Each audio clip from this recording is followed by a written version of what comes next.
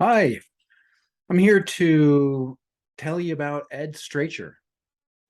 So I first learned about Ed through Peter Sage, and there was a webinar I was invited to learn about reading genius, learn how to speed read. And it's like, hell yeah, would that totally change my life?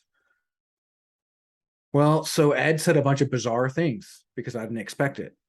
And since I was expecting a fastball down the center and he threw me a curveball, it really confused me.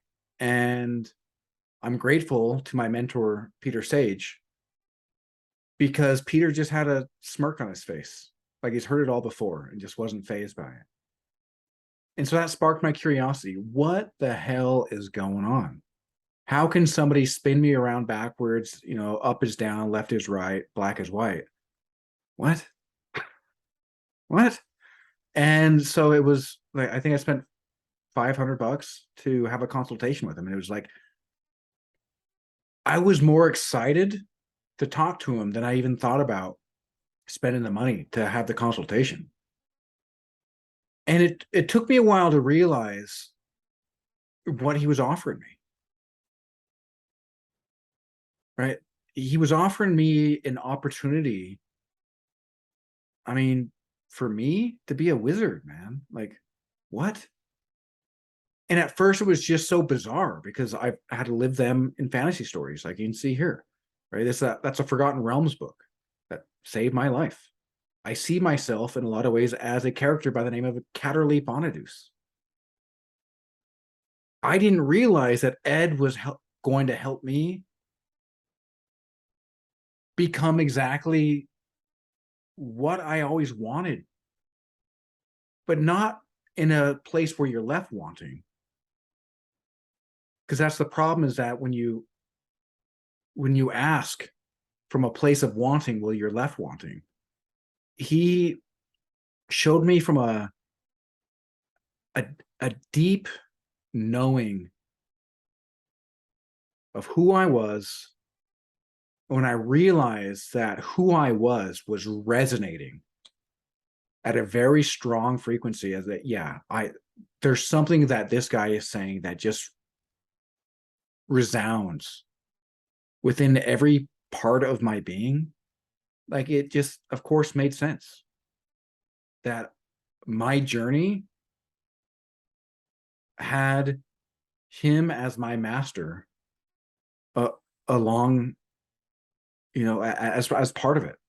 Um, he's rocked my world, not in a hey kind of way, but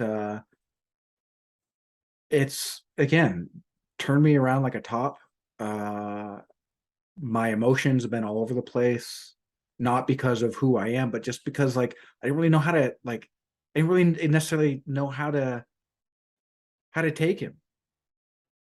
And a lot of that's because my own, bullshit from politics, from social media, and just with what Nietzsche would describe as the cultural dragon that demands that I adhere to what it wants me to adhere to the groupthink. And he showed me, well, what if I could be a dragon tamer? What if I could be a dragon tamer? I mean, in what world would you not want to be a dragon tamer?